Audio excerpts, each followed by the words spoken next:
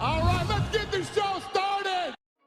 Darren Till has taken aim at Dana White, criticizing what he sees as a drop in the UFC's passion and promotional energy since his departure in 2022. Speaking on the Ariel Helwani show, Till voiced frustration with Dana's demeanor and the promotion's current approach to building fights. He suggested the UFC has lost some of its edge, pointing to a lack of compelling narratives, diminished star power, and events that no longer carry the same impact and excitement as in previous years. UFC fighters have responded after Jiri Prochazka addressed his critics online. Prochazka recently posted a video targeting both Paulo Costa and Magomed Ankalaev, while also claiming he was only at 40 to 50% after Carlos Ulberg injured his knee. He added that he treated the fight more like a sparring session and was essentially waiting for the referee to step in. Ať to máme černý na bílým, nevymýšlí si tady někdo nějaký kraviny, protože to, co tady slyším a vidím z různých koutů, je úplně nonsens a ve fightu ztratil jsem tam fokus na cíl, fokus na target a to především ve chvíli, kdy si Ulberg zranil tu nohu, ale můžu říct za sebe, že vím, že od té chvíle, kdy se mu to stalo, už jsem nejel na 100%. Byl jsem na nějakých 40-50% svého výkonu a spíš už jsem tak jako vyspároval a čekal jsem, že každou chvíli ten zápas rozhodčí ukončí. A to byla asi byla to velká chyba. Byla to velká chyba, možná jedna z největších, nechci si to vyčítat. Non-stop dokola, protože to nejdůležitější je se vždycky poučit a jít dál silnější. Reagování na nějaký tady tyhle všechny chytráky, Costa, Ankalaev a všichni ostatní experti, vůdci.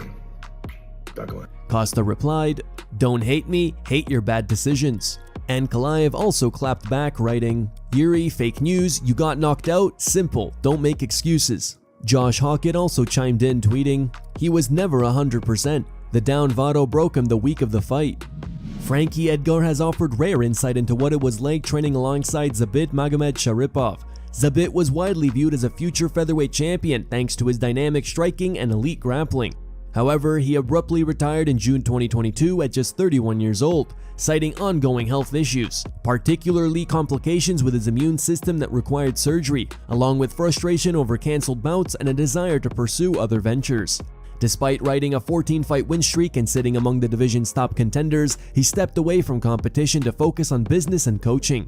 In a recent interview with Jorge Masvidal, Edgar, who spent years as Zabit's teammate, reflected on their time training together, describing him as the most naturally talented fighter he's ever worked with. We may finally know why some fighters have seemed surprised by the announcement of their bouts, with the UFC allegedly putting fights together behind the scenes. During a recent livestream with Neon, Aiemann Zahabi revealed that the promotion prevents fight leaks. According to Zahabi, the UFC sometimes gives fighters the names of two potential opponents but doesn't confirm the final matchup to either camp until the official announcement, effectively limiting the chances of any leaks. So my brother called me, he's like, "Aiemann, he's like, they offered you Sean O'Malley." I'm like, "Hell yeah." I'm like, I called them out, I'm happy they gave it to us. And so we said yes, but like how it works with the UFC is like you send them a text to confirm. Yeah. Right away they send you a confirmation that they received your message, and next day, within 24 hours, I get a fight contract, it's signed, it's done, it's sealed. They move quick. We got nothing. What? I still don't have a contract. Wait, what? I think it's because they want to keep everything like leak proof. They don't want anybody to leak it to the media or whatever. So they kept everything hush hush. Oh my God. And then they announced it on a UFC card, and everybody found out officially. Yeah. Even Justin Gaethje was sitting there in the front row, and he found out he's fighting Topuria because Dana White did something. He didn't know cool. he was fighting Topuria at that time? Yeah. So what happened was, I think they picked one side of the card. Okay. And they made two options for every B fighter.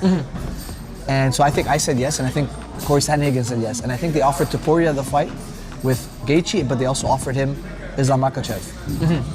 And they didn't tell anybody who they picked out of the two options. Okay. So that nothing leaks in the news or whatever. Wow. So then they announced it on the day, and we all got surprised. I thought it was like a really cool announcement. I actually liked it better than when they first called me to join the UFC, because like this time I got to enjoy it with my wife and kids. It was chill. It was so cool. you still don't have a contract? No, I didn't sign it, but UFC is good with their word. Like, Yeah. Gilbert Burns already has his next move mapped out following his retirement from MMA. In a recent YouTube video, Dorino revealed that he plans to transition into a career as an MMA manager after hanging up the gloves last weekend.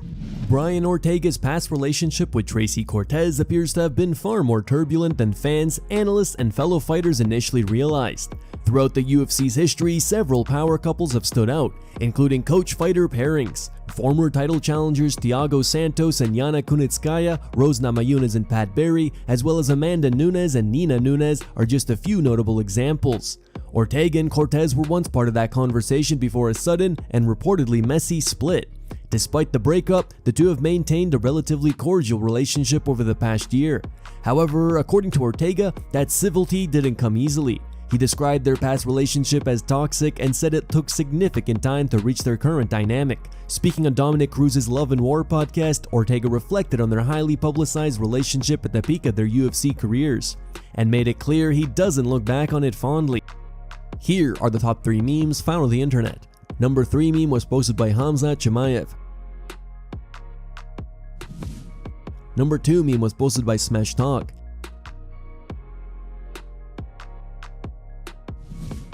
And number 1 meme was posted by White Belt Tears.